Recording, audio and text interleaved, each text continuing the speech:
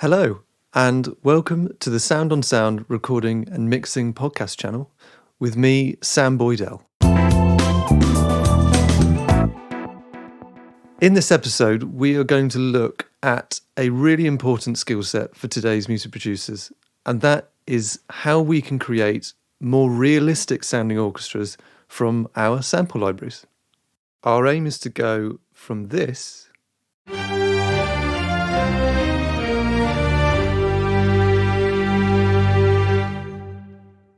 to this.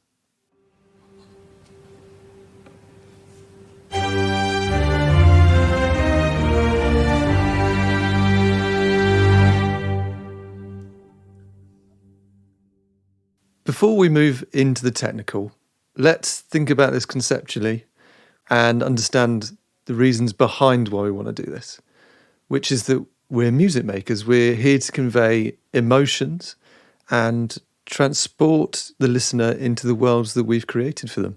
This is true whether you're an artist or, like me, a commercials composer. And the first step to achieving those goals is to make something that's truly believable. So let's get started in that I'm going to assume that you have at least a computer with the DAW. And from there, I would highly advise that you are able to get hold of a couple of things that make the process a lot easier. Firstly, a MIDI keyboard controller. It can be quite basic, but it does need to have a couple of sliders to play with that later on we're going to be mapping those to the orchestral samples, the different parameters that they can have for us. The reason for this is that a huge part of this is getting into the mindset of a orchestral session musician. And the best way to do this is by using our hands and playing the sample libraries in live. I appreciate people work differently, maybe not keyboard players. Some will choose to manually click information in, and we'll be doing that to a large extent too. But there are other styles of MIDI controllers out there. I've got, as an example, a MIDI finger ring that's triple axis, and that's really fun for this type of application because I can play in with one hand whilst the other hand is moving all the parameters as I feel the music waving in the air like a conductor would. But for now, the examples that we're going to be basing around is around a typical MIDI keyboard. Secondly, if you can afford to bring in a microphone into your setup, particularly a condenser style mic with multiple polar patterns, then we can use that for many applications to further enhance the realism and the uniqueness. So just a quick side note on uniqueness. We are all using the same sounds now. So within this, we should keep a thought out to how we can take these great samples that are on offer to us and make them work for us, make them unique to us. So we'll touch on that a couple of times as we go through it. So we've got our setup. We are now going to need some sounds. And the better the sounds are to begin with, the easier this process will be. Particularly if the library has multiple variations, different playing styles, adaptable microphone positions, and so on. That tends to be what you're paying for. You're paying for that extra variation. In terms of free libraries, there are some out there that are really amazing for the fact they are free. Spitfire Audio and Piano Book are really, really great places to start, but there are plenty of other companies out there doing free versions now of their paid versions. And something I should note is that some need you to have a paid version of Contact. So do be aware of that because obviously that's going to add to the cost. But you should definitely be exploring different sample creators so that your sound continues to be unique, so that we're not all using the same sounds. Another thing to bear in mind as you seek sounds is to think about something called room tone. So that's the room that the sample library has been recorded in.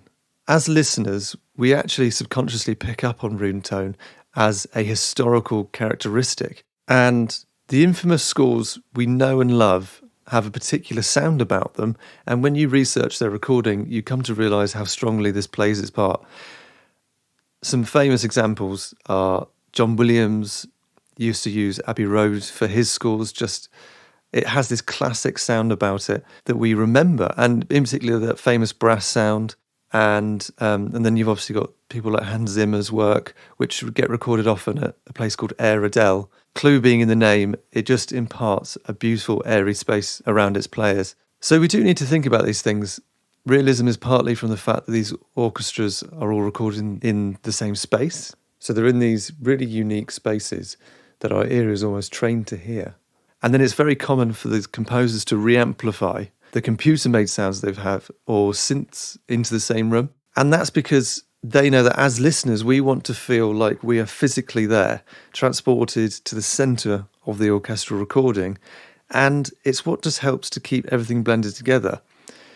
And further note on room tone or reverbs is that when you use multiple reverbs, they kind of eventually start to blend into one, and then there is actually no room tone because they're kind of smearing together.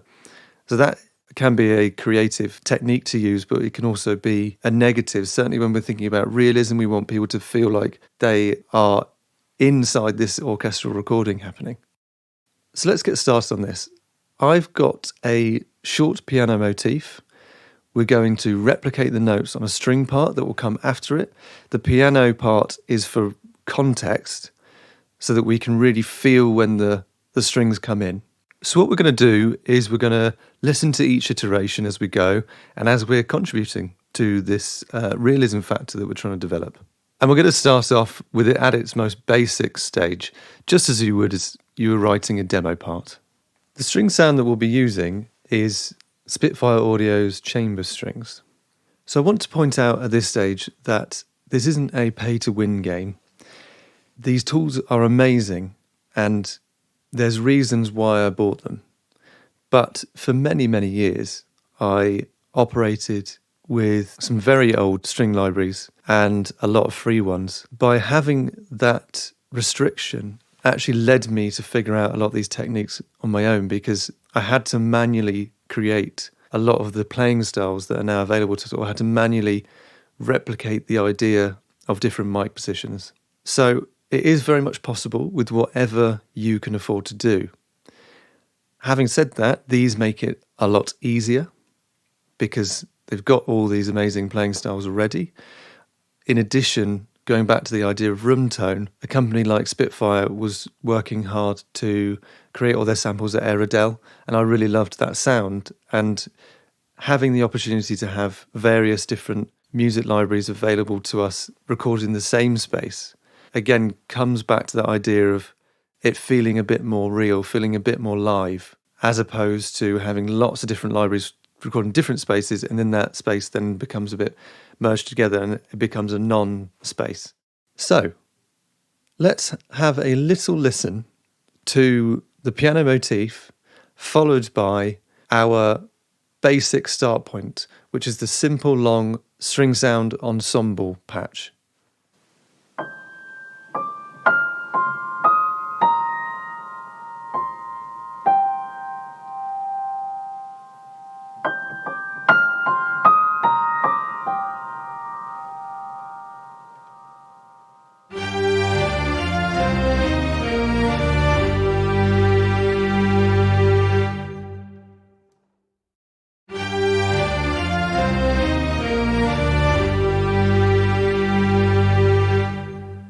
Sounds like a computer-generated string patch to me. The aim here is to include everybody, all different levels, and as an educator I do see it quite often.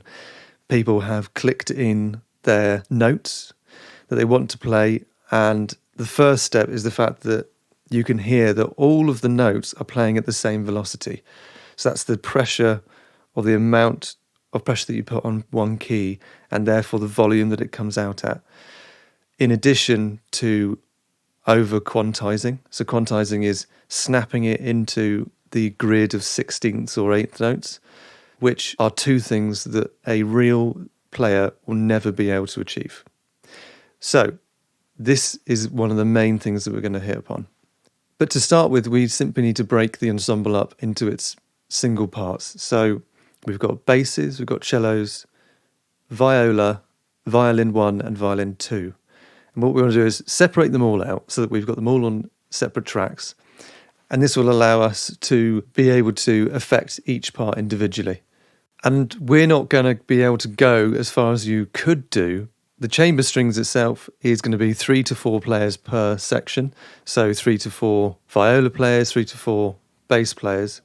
So depending on the sound that you're going to be using and the patches, depends how far you can break it down. But, if you were to really go deep into this, you could find a sample library that allows you to affect each individual player. On the same note, if we're working with a library patch and all that we have available to us is a patch that incorporates 10, 15 players, then of course we're going to have to work in a slightly different fashion. All of the techniques still apply, but we have to realise that we're working within that limitation. So we've broken the ensemble up into its parts. With the chamber strings, we've got our 5 sets of players. And to start with, we just need to do some basic panning. Samples need to have their own space and have their own feel. Again, we're trying to create width, we're trying to create individual players. So simply starting with the concept of an orchestra playing live in front of you, where do they sit? Well, traditionally they do sit in certain areas of the stage. Thinking deeper into this, when we think about mixing techniques, we think of bass down the centre and mid to high frequency information at the sides in general.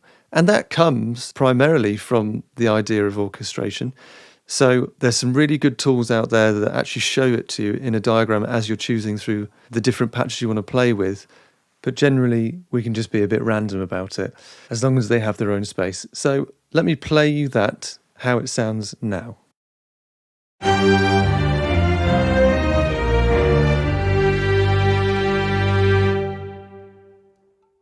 And listening back to the original start point.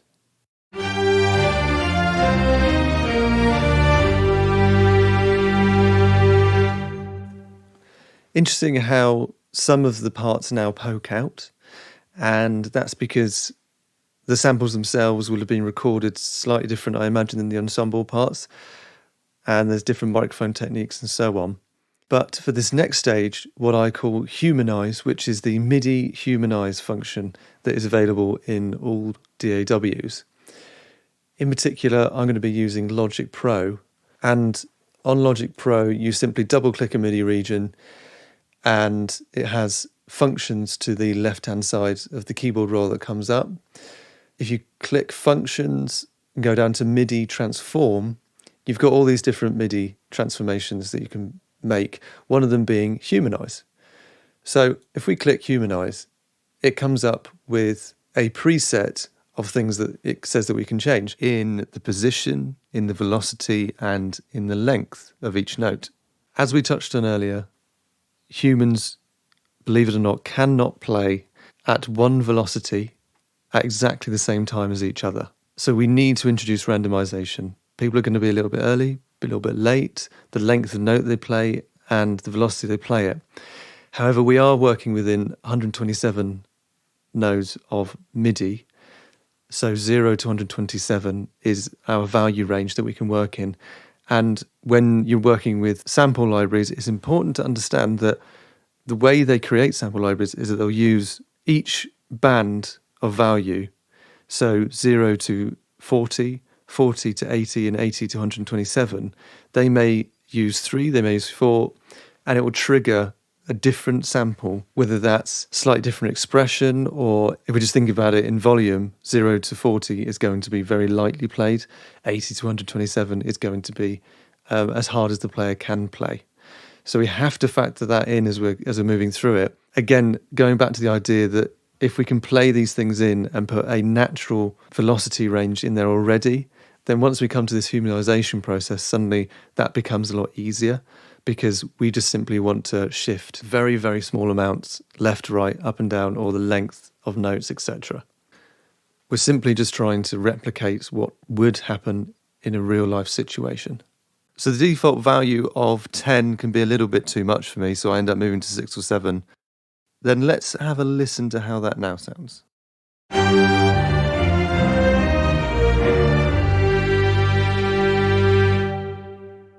And listening back to the original start point.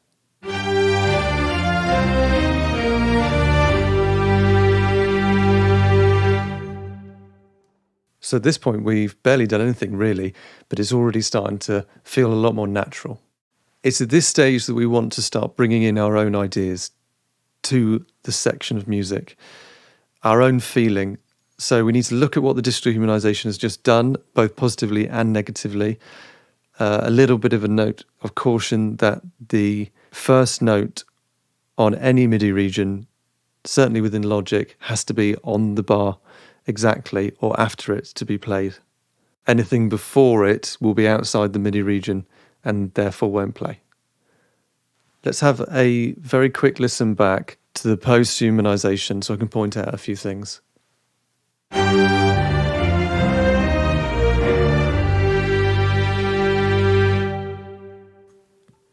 So I can hear that the velocity at the beginning is much stronger than the rest of the notes. It doesn't quite gel perfectly together. I think the ending note needs to be longer, so it just feels more emphatic. So a couple of basic changes, and this is now what it sounds like.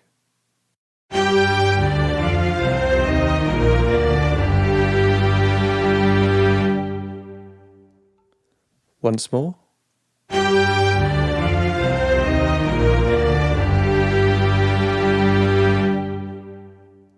And I just want to chime in here and mention other orchestral instruments, drums, percussion, brass in particular, vocals, whatever it may be. All these techniques still apply, in particular where we're going to go with it now, which is we're bringing in human feel. You've got to really understand particular instruments and how that person may play them. Oftentimes you'll see a brass instrument where every note reaches towards the next note. Well, a brass player is going to have to take a breath most of the time. So we have to add in little breaths. We have to understand how their breath manipulates the sound, and therefore is the sample library that we're working with achieving that to the best it can do. So it's all of the little tiny percentage gains that are going to create this much greater result at the end.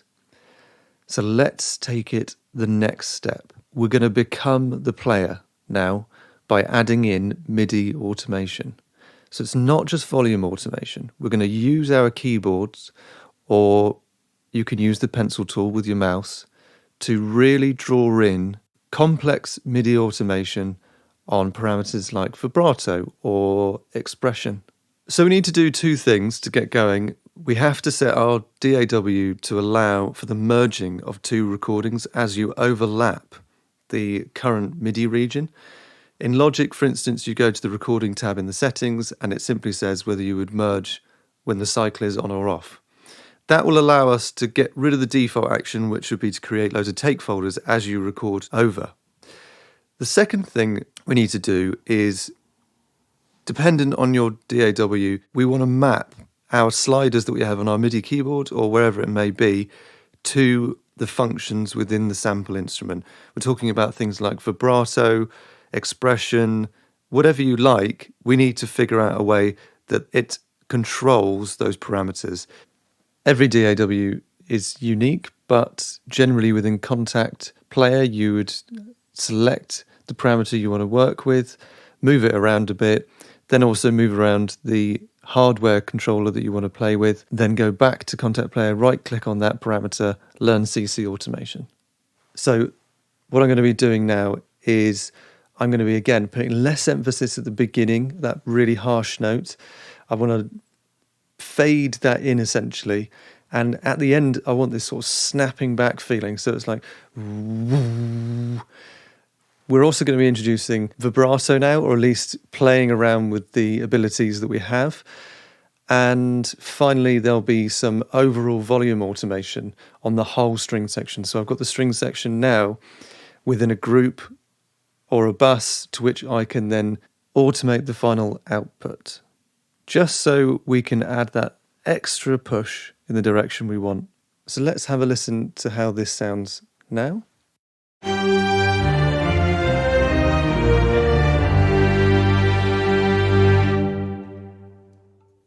So starting to really get there. The automation part, like all mixing, is where you put the most time and effort, and it makes the biggest difference, in my opinion. It starts to really impart your own emotion into it and just sounds more natural. So we're coming back to room tone now. We need to think about, with your own pieces, what is the space that the orchestra is going to sit in within the track. In mine, I'm feeling like I've got this very upfront piano, intimate piano sound, and I suddenly want the orchestra to be the opposite. I want it to be deep, wide, and therefore I'm going to be utilising the microphone positions that are available to me so that it feels like it's set back further. In addition, I'm going to add in a reverb, a hall setting reverb that will just give it more depth, really, an extra depth, especially as I want that tail to kind of drift off better than it currently does. So probably what happened when I was making this is that I felt as if the room mics alone were not doing enough, which is quite common.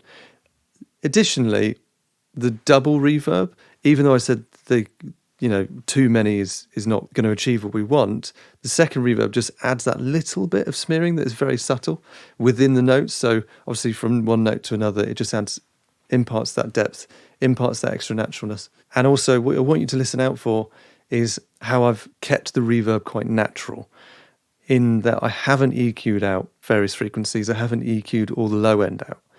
I want the low end to come at me and engulf me. I've probably gone a bit far with it here just for this example, but generally when you go and watch an orchestra live, the bass energy is bouncing around the room, really engulfs you. So let's take a listen.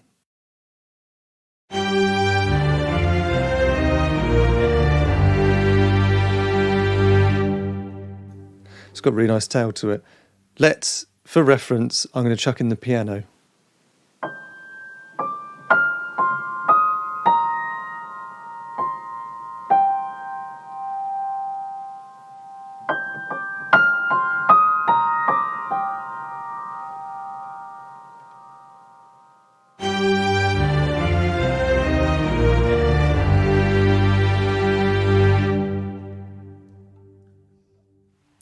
Great. So let's keep pushing. We want to inject more depth and dynamic into the orchestra.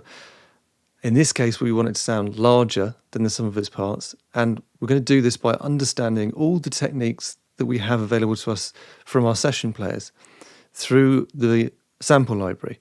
So we're looking at things like flautando, or in particular here, I'm going to incorporate portamento, certainly on the first note and the last note. So that's the sound of a sliding of one note to another.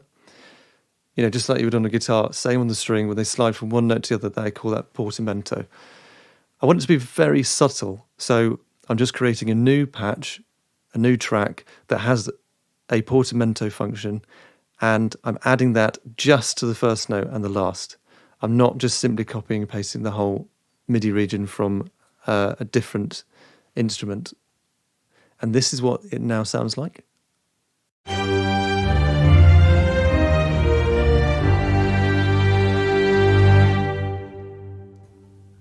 So it's very subtle there. All these 2-3% differences, they really do add up when we come to the end. But a quick note on playing styles. This is obviously a very short, specific section of music.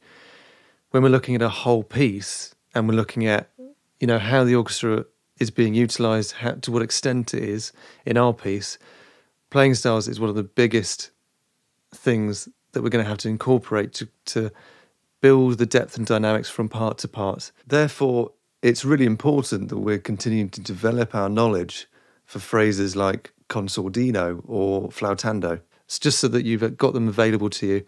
And I will just note that going back to this being a paid-for library and for many years not having this available to me, I, again, would have to manually create these styles by re-engineering the sample somehow or merging two samples together.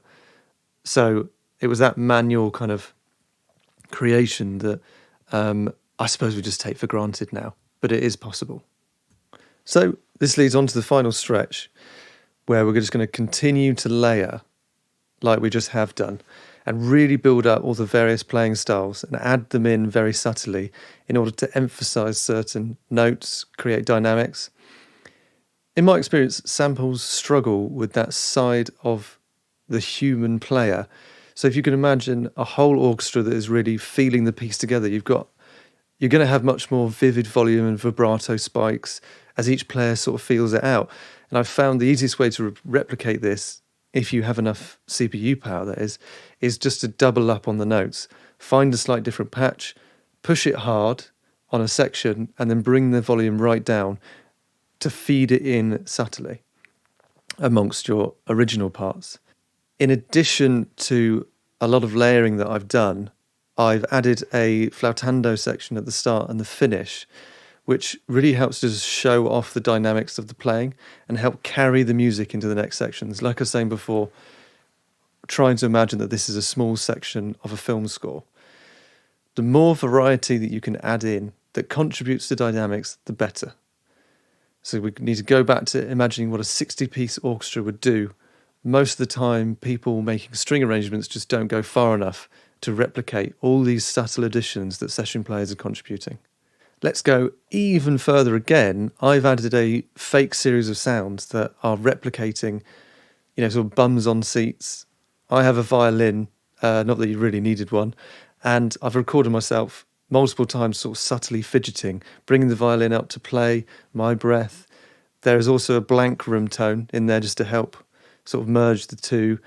And I've also reamped the whole piece into those same microphones in the room that I was using. If you aren't familiar with reamping, there's plenty of information out there.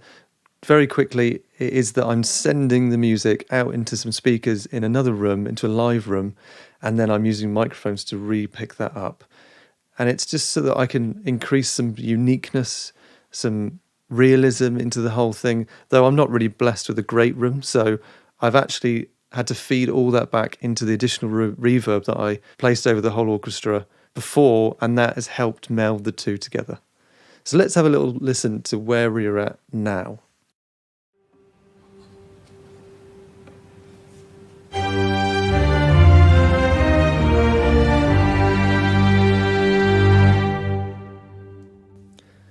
Let's hear that again, but let's hear the initial demo as well.